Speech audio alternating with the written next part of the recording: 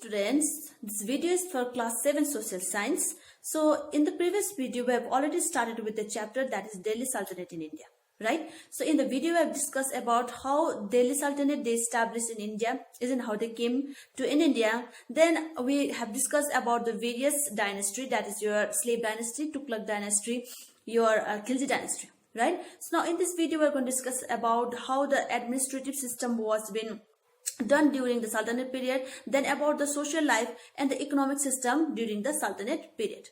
And also we are going to discuss about how the Delhi Sultanate started to decline. So now let's first we'll have to discuss about the administrative system in the Delhi Sultanate. Okay, so we're going to discuss how the Delhi Sultanate, okay, how the Sultan they used to rule all his empire. Okay, so first is administration in Sultanate. Okay, in the Sultanate. So if you see the administration, then Sultan was the real power. Okay, so all the power was in the hand of Sultan. In fact, we can say the Sultan was the head of the whole empire. He used to maintain law and order. Okay, all the law and order was been maintained by the Sultan. So in short form we can say he used to make a law. Okay, he used to impose the law, then he used to advise how to execute it, and if anyone is found to prohibit the laws, his law, then he used to be the one who used to give the punish. So he was legislature, executive and judiciary also, right? Next, nobles enjoyed high position. Okay, so during the Sultanate periods, your noble was the one who has enjoyed a more power.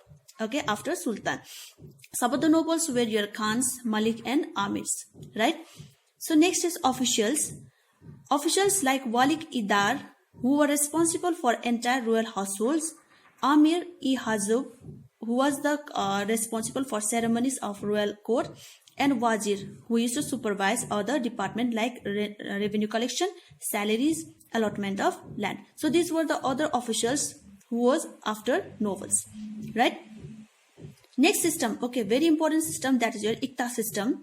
So this Iqta system was a piece of land given to the military by Sultan for administrative purposes. Okay, so Sultan used to give a land of his empire to the military, and that land used to be looked after by the military. So they used to utilize those land for the administrative purposes.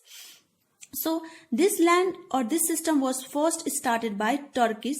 Okay, so they were the one, and in India it was been introduced by Qutbuddin Mubarak. So he was the first person who was introduced in India. So Iqtadars or Muftis was in charge of this system. So these two people were the one who are the responsible for Iqta system. So they used to look after the Iqta system. Now next is Chera and Daga was been introduced by Alauddin Khilji. So during Alauddin Khilji, a two system was been introduced, that was Chera and Daga. So Chera was related to a biometric information about soldiers. So to sultans, okay, they have to give a full information about the quality of a soldiers, about the troops, whether the soldiers are weak or strong, okay, they are qualified or not, okay, well equipped or not. So this is about your chair. Next, Daga is a system of branding the horse. So a good quality of horse was been imported from other parts of the country, right, so that they can use during the any kind of war. Okay, so now if you see the administrative system, then your empire is the one, okay, is the head or is the in one. Okay, then your empire is been divided into subas. Okay, subas, then the subas is been divided again into a sikdars. Then your Sikh, okay, and your Sikh was been looked after by sikdars. Okay, sikdars were the head. Then your Sikh was also been divided into parganas, and these parganas were been looked after by mufti and governors, and your pargana was again been divided into a small unit or a large unit, that is your villages. So this is about your administrative system. Okay, got it? So like in our India is a country, isn't it? The country is been divided into states, and states is divided into districts, then blocks and the villages and all, isn't it? Right? Society during the Sultanate period. Okay, next. So the society during the Sultanate period was also quite similar like the caste system of Hindu society. Okay, so this system, the caste system, was based on the economic status of a people, right? So this system was divided into 5 types. First, in the first position comes your aristocrats. Okay, so these aristocrats were the people who belonging from high class family, okay, who has got the more power, more position than compared to other. So under the aristocrats comes your kings, nobles, ministers of the society, right? In next position is your priest. So during the priest during the Sultanate period were the ulemas, whereas in the Hindu society were the Brahmins, right? So ulemas were also like a priest or what kind of religious person, okay, who is to give advice, kind of suggestion to the sultanates, okay, sultan, sorry, and they in return they used to get the land, okay, the sultan used to grant the land, okay, kind of much privilege was given to ulemas. Next, your town peoples. So under the town peoples, they were the common peoples. Under them comes your merchants, traders, businessmen, etc. Okay, so they were the middle class people. Next, your fourth position is your peasants. Okay, so peasants were normally they were the farmers who were indulged in the agricultural activities. Now last one is your slavery, slaves. So slaves were the last or the the lowest position of the people in the system. Okay, so let's understand slaves. Okay, so slavery and important features during the Sultanate period. Okay, so they used to live a very miserable life. Okay, their condition was very, very poor, very miserable. Okay, among these slaves, okay, some of them they used to enjoy some kind of privilege, okay, like education, right? So the sultans, they used to purchase, they used to buy, they used to bring some slaves, okay, from the other places for military purposes. Okay, so those people or those military or the slaves were called as your bandagans, okay, in Persian. So they used to train them, okay, they used to train them properly, got it, and they used to give them some special position in the military. Okay, so that is your slavery. Next, the condition of the woman during time of Sultanate period, right? So not only in Sultanate period, but even the other, if you go to the prehistoric period, then you can see the condition of the woman was always being exploited. Okay, they were the one who are been exploited in the prehistoric also. Okay, so here in Sultanate period also they were the one, okay, they were the sufferers, right? They were not treated equally like a man, okay, and they were not given equal education. So only the humans who belong from high class family, they were given some privilege to study, and the humans who comes under very common classes and low classes, they were totally not allowed to take any education. So the two system was been imposed during the time of Sultanate period, that was Parda system and child marriage. So the humans, okay, they have to put the parda. So they were only allowed to show their face, okay, to their husband. And the child, okay, the girl child, female child, they used to get married in an early age. So next system was imposed was the polygamy system. So this polygamy system was a kind of priority, okay, kind of priority given to the male. So male, they used to get, they were free to marry as much as women they can, okay, they wanted to, got it, whereas the women, they were not allowed to marry, okay, more than one husband, right? So this was all kind of society during the time of Sultanate period. Economy during the Sultanate. So what was the economic condition during the Sultanate period? So the main source of income, okay, was your tax. So tax was the main source. Okay, in the ancient period also the tax was the one, and in the medieval also tax was the one of the main source of income. Some of the taxes were like kharaj, which was land tax, okay, gari, house tax, and charai, that is cattle tax. So the sultans used to collect the taxes from the land, houses, and even the cattle also.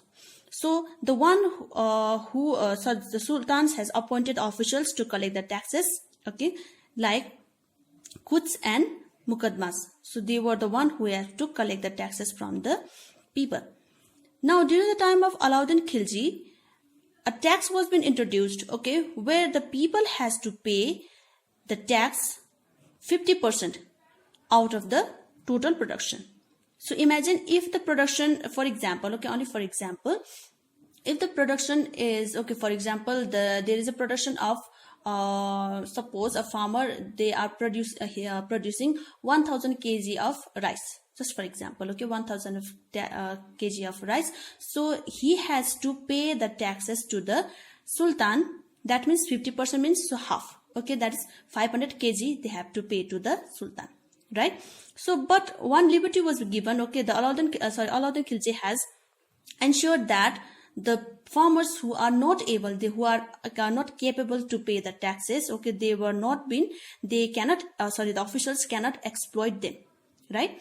So now next is your Sahana, an official was appointed to supervise traders and merchants. So at that time the trading was also been practiced, isn't it? So the sultan has appointed the official, that is Sahana, to check the traders and the merchants, okay, to look after the marketing and all, right? So last one is your Muhammad bin Tughlaq imposed many taxes. Yes, we have started in the previous video that Muhammad bin Tughlaq has imposed the taxes in those prisons and all, isn't it, to impose more, to collect more revenue collections and all, isn't it? But yeah, but those collections, okay, but the people, most at the time, most of the farmers, they died also. They were the great sufferer, as they were already facing the famines and all, right? So later on, Firoz Shah Tughlaq, okay, who was the last ruler of Tughlaq dynasty, he abolished numerous taxes, right? So many taxes which was unnecessary, okay, unnecessarily imposed. So he abolished all those taxes, right? So apart from this, okay, there is cultural development also. We can see at that time, during the time of Sultanate period, some of the movement, okay, some of the, as we know that the sultans, they belong from Persia, they have got a Persian culture, isn't it? So now there was a kind of interchange, okay. So there was a mix of Hinduism and the Persian language, okay, cultures and all. And at that time, the two important movement, okay, religious movement was also started, okay, that was Sufi and Bhakti movement, right? Many mosques were been built, okay, they were been constructed, and most of these mosques, okay, most of the mosques, whatever the buildings, okay, they were have a dome shape at the top roof, right? You know the meaning of dome, somewhat like this, isn't it? I think you have seen the top portion of Taj Mahal and all, isn't it? So kind of dome shape, this is called your dome shape, okay. Many monuments were been constructed, okay, at that time. So some of the examples are Qutub Minar, Alai Darwaza, okay. So most of these monuments were made up of yellow stone. And you can see in most of these architectures, most of these buildings, you can see the mix of Indian culture, okay. Also some of the pictures, like they have used lotus and all, okay. So which was they have been influenced by from the Hindu culture, right? Now last one is your causes for decline of Delhi Sultanate. So what was the reason behind the decline of Delhi Sultanate? So here are the list I have written. First one is failed reforms of Muhammad bin Tughlaq. So we have already studied that Muhammad bin Tughlaq has imposed various reforms, right? So those were very, very effective, but was not been executed properly. That's why it was a failure, right? Some of them were like token currencies, shifting of capital, right? So those reforms, okay, in those reforms he has spent a lots of money plus time, okay, which was unnecessary.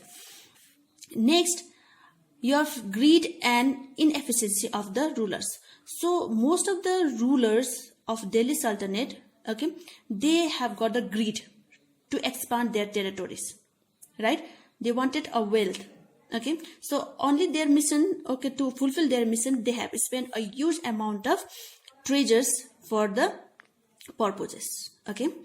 Next, despotic and military type of government, right? So the government was totally dependent only upon the military sources, okay, military type system, okay, got it? There is no other any kind of substitutes, okay.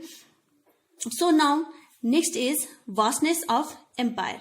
So as I told you already, isn't it? So rulers, most of the sultans, okay, they want to expand their territory, so they were only focusing to expand the territory, isn't it? So just they were spending the time to expand their territories. They were not looking after the administrative system of the empire, right?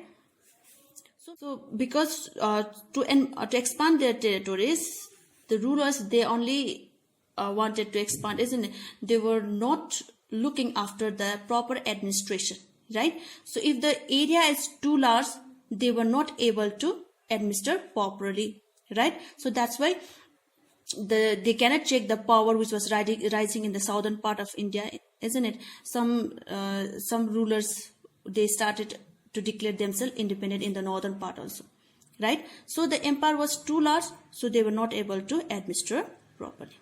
Next, no control over the nobles.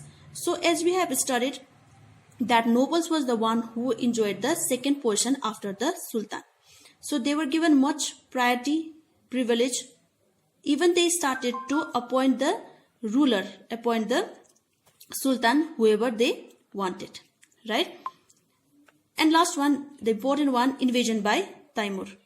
So Taimur invasion was a very important one, right? So the last ruler during the Sultanate period was your Nasiruddin, okay, who was not capable, who was very, very weak.